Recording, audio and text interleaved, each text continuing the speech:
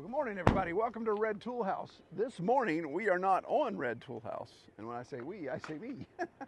Today, I am at Union Mission Ministries, which is a nonprofit in Charleston. It's a food pantry, men's shelter for homelessness, offers men and women's addiction recovery services, and quite a few other things. Big organization's been around 112 years. One of my favorite nonprofits. Volunteered with them, and of course do work with them as well through marketing. So today I'm taking off my marketing hat, development director hat, and putting on my chicken coop building hat. So we're going to build a chicken coop here on the campus of Union Mission.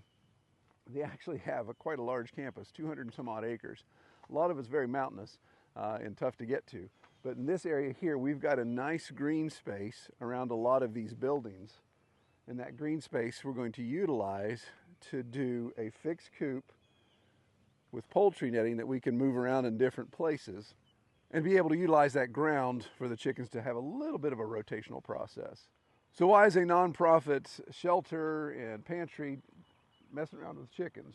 We're trying to build a sustainable ag program for the Union Mission. We've been working on this for several years, have tried different things, some with success, some with not so much success. But right now, down in another building in a brooder, there are 70 egg-laying chickens, and they are ready to get out of there. They need to get in a coop, so we're going to get this built, and those eggs are going to be used for the men and women in recovery. That'll be their breakfast. It's a residential program. The men and women in recovery stay on campus for a full year as they overcome the grip of addiction and kind of retrain how to get back and integrate into society. So that's the initial benefit, having eggs for them to eat, eggs that we've raised, eggs that are, we know where they came from, all that type of stuff. And it'll just be a good test. We're looking at, the CEO and I have discussed using this entire area right here as a sustainable garden opportunity. We've got an opportunity for perennials. There's already some fruit trees. There's some apple trees here.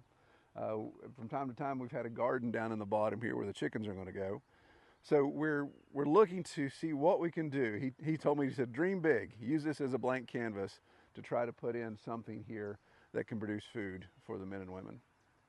So let's get to work. All right, so what we're looking to do is build a simple 10 by 12 coop with a shed style roof. And you may be doing the math and thinking, wait a minute, that's not enough room for those chickens. Well, when you go with 4 square foot per bird, that's for shelter, and that's the beauty of building this on slope.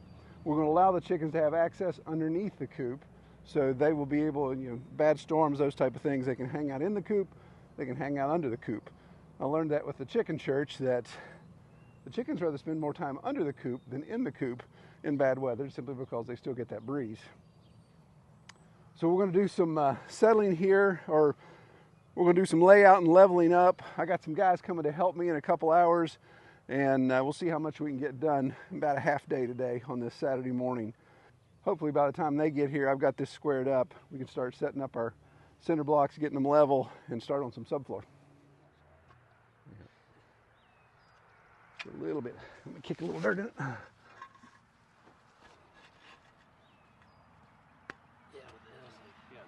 there was a couple big rocks in there. Yeah. Still a little low on that end. Okay. A little too much underneath it. Oh, you need an outer. Need something to go away. Gotcha. Okay. 12. Okay, Jared, if you would, won't you come move this cinder block toward Greg? Towards Greg. Yeah, okay. to 12. See where the 12 is? Yeah. There you go. Okay. Yeah. That'll be good. Okay, Greg, let's come to this one. We'll do the same thing. See if we got to go north-south with it. So I'm going to assume, can you just slide that thing just a half inch? There you go. Maybe just back a little bit there. There you go. Okay, so what we're going to do is center over our marks, because we're doing 24 foot on center. So if you just want to drop it in there, and I'm going to turn it upside down so we don't have those stupid staples getting in our way. And there we go. Jared, check that in if you would, and then if you want. So we're going to, try to imagine having that board with that mark, splitting it right down the middle. And if you want to set it down, then stick a nail in it, Jared. Grab your gun. You got staples on this. Is that Yes, it is. I think maybe we can leave it there for. All right. Eyeballs.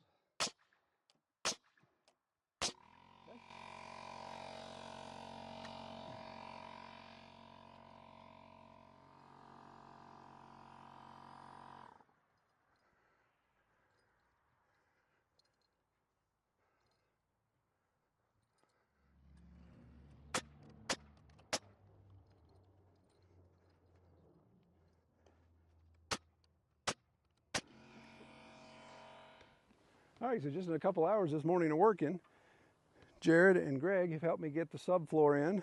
It took us a little while to get things leveled up, but we're leveled up. We got the subfloor in, and we're going to go ahead and lay out our 2x4 walls, but I think we're probably going to be calling it a day here shortly. We all have extra stuff we need to do, and then I can come back mid next week and keep on rolling. But I've got my 12-foot 2x4s that make up my plates, and I'm going to go ahead and mark those up. They're cutting down for our 3 sidewalls. Of course, they're not going to be full 8 foot. They're going to be 84 inches, and they'll have a full 8 foot in the front, which will give us that shed style roof to be able to do what we need to do. So I'm going to do the mark up here for the back wall. I just got to remember to mark it correctly.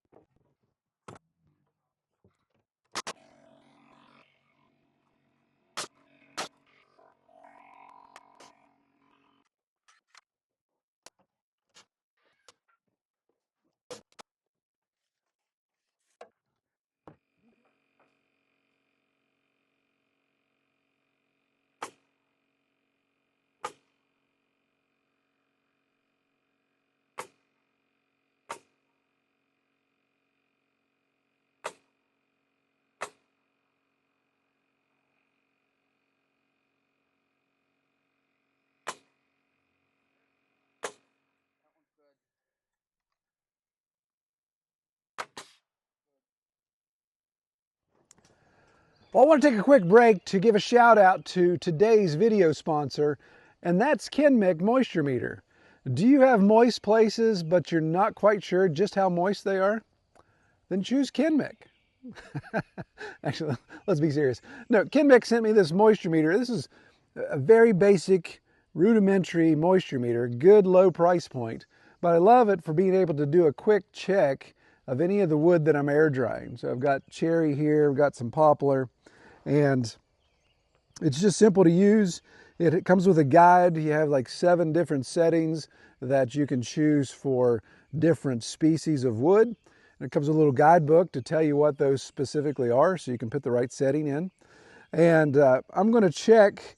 I've got my poplar down here that's been milled for quite a few months now. I'll do a quick check and just see where it's at and see if it's ready to be moved into the workshop. So this is a pin system, and of course you're measuring the moisture as between the 2 pins, so you got to get it shoved into the wood decently far. And so that's reading about 12%. I think that's just a little bit optimistic. We're probably more around 14, but that gives me an idea. And of course, this being that close to the edge, this is southwest facing, so it could very well be that. So I really like the wood to air dry down below 20% before I move it into the shop. There in the shop, it can finish, depending on my heat situation there, depending on how much humidity I have, I can get that wood to finish better. Ideally, a kiln would be great, but we're just not at that point yet. When I start to break this stack down, testing inside, testing those middle boards on the inside would be the best, the most accurate thing. So when I move this cherry on top, needs to be kind of flipped. So when I move that, I'll be able to test the poplar boards in between and make sure they're below 20. But since I'm getting 11 on this end, southwest facing, I think we're probably going to be below 20, even in the dead center. So comparing these against, the multiple $100 moisture meters like the Wagner I have or the Delmhurst pen meter, it's not really an apples to apples comparison. This is just great. I keep it in the side by side. I'm not worried about it getting damaged. because again, such a low price point. But it's just a really neat way to check some things pretty quickly. And I've even used it inside the wood shop to use on some of the wood that's been in there and dried. And I'm getting an accurate reading of about 8% on stuff that's been hanging out for a year or so around my gas stove that allows that to dry out more. So it just takes 2 AAA batteries. Like I said, very handheld pocket. Has a memory option, again has its settings, and also has a backlit screen. So if you're doing moisture checking in the dark, you've got that screen to be able to see. Well, I appreciate Kenmic for sending me that and for being a sponsor. So be sure to check them out. I'll put a link below in the description. All right, let's get back to our video. All right, so it's day 2. Actually, it's about 3 days later, and we were short some 2x4s. So I had to stop at the hardware store, get some more 2x4s, and now I got the A-team helping me. Those young guys that were helping me before, they were okay, but now I got the A-team. I got Mom and Dad here, and I got Cam. So we're gonna get this taken care of, finish this wall, get our rafter set, hopefully be nice if we could get siding on before we call it a day. So we'll see how this goes. So come along. No, they're guys from church. Yeah. Dad found out today why Doo-Wop gave you all that money. Why they did? Yeah. Why? They resolved it. Oh, did they really? Resolved it. Oh, I didn't know that. The guy that ran it was getting too old. Yep. Leftover money. Well, that was nice. Yep. It was a nice gift. Jack, somebody. Yep, the mission appreciates that.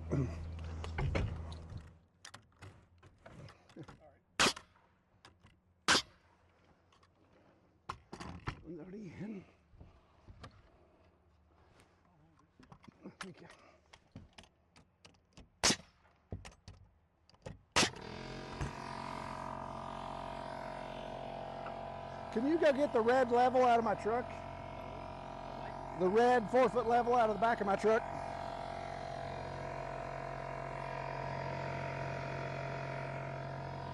You got that, Father? Yeah. Okay.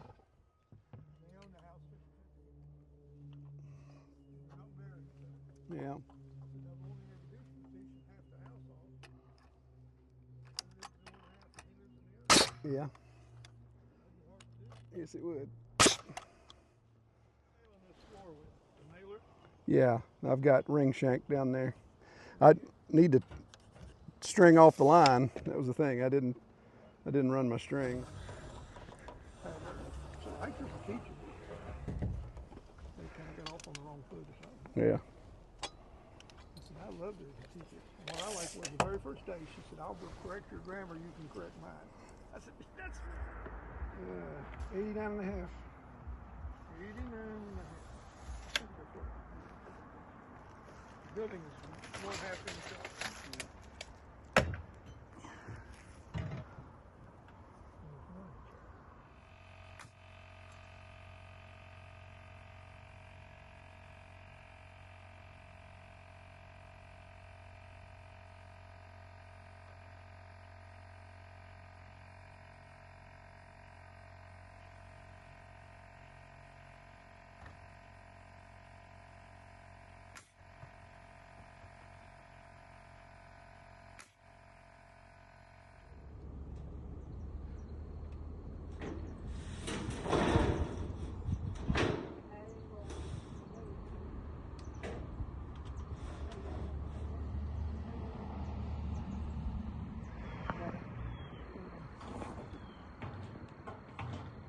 This poor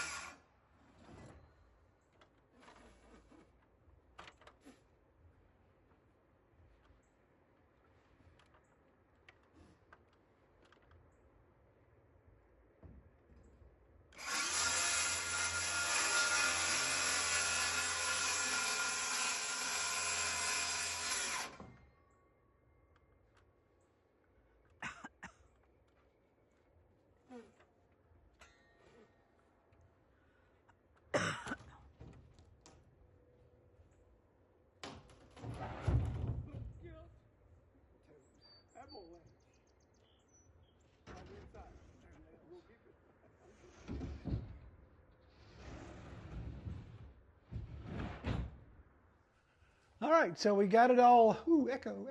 Am I even on? So we got it all put together here, roughed in, or weathered in at least, I should say. Got to get the door, and I think the guys, the maintenance guys, will take care of getting the door and get it hung. And I'm happy with it. Yeah, it's a chicken coop, for crying out loud. But yeah, if they decide not to use it as a chicken coop somewhere down the road, then of course it has some benefit as a storage building. That's why we can pick it up, put it on a trailer, and roll it out if we have to. Metal roofing from a box store, Lowe's, not a big fan of. Not a big fan of at all. Way too thin. The gauge steel that I get from the metal roofing companies is way better. But again, for a chicken coop, it's going to suffice. Really, really thank Mom and Dad and Cam. Man, they were such a big help getting this done. That siding and the metal, of course, being such a heavy lift, it's just great. I'll tell you, I'm just so blessed to have my parents close by and willing to work. And even as they get into their, gotta watch this, she's listening to me, as they get into their older years, that they're still super active. Yeah, very blessed to be in that situation, of course. So I will do another video when we actually start making this coop-like, when we start cooping it out and putting features in. What we're going to do is we're going to do a pop door here, and we're going to use the poultry netting. So we'll start here on the corner, either end, and we'll use the 100-meter poultry netting. We're going to get two sections of that, so we'll have 200 meters that we can go out and around and move that however we need to. Of course, we'll have to come in and put some protective fencing here, just to keep critters from getting under, or actually the chickens getting out, because we want the chickens to be able to get under. The beauty of this place, check this out. I think I've shown you this. This place is completely fenced in with chain link. So there, all the way down around the main street, here, backside, you can see the fence that comes down in front of the gymnasium. This residency, this residential house is part of the campus as well. So completely surrounded. And these apple trees, we've never had deer have any issues or come in and eat those apple trees. So that chain link fence, believe it or not, has kept the deer out. Now, I'm not sure about raccoon and possum, so that's why we're still going to do the poultry netting. Of course, we want to keep the chickens in a certain spot, but we want to electrify it to keep the critters from doing critter things. So we'll be able to do the poultry netting around the fruit trees, so they'll be able to come in and, of course, fertilize around it, scratch around, do all those type of things. With that 200 meters, we'll be able to go out even around the Bradford pears. You know, try to do some of these alleyway type things, and even come over close to the preschool playground. Yeah, just throw that inside, buddy, and we'll probably come back. Look at that and material, Lowe's material. Look at this. Oh, we'll do rain catchment on the back, maybe. I'm not sure. It's one of those things you almost hate to not put a gutter on it and catch it. But I don't know if I've shown you guys this, but that guy's catching water off of this big roof.